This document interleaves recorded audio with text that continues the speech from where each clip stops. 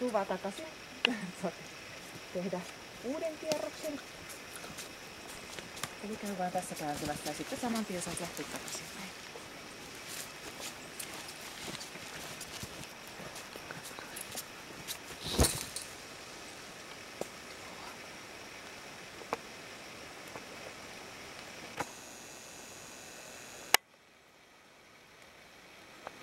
Etene puoleen väliin kohti haalaria.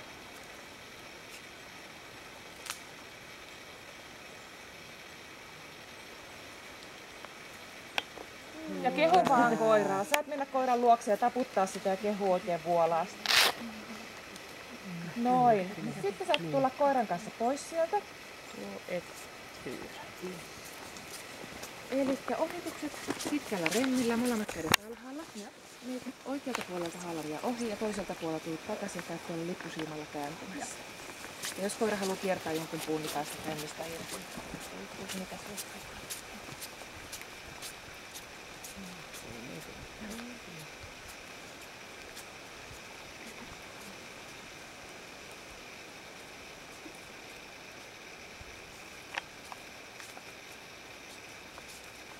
tässä remmistä hyvä.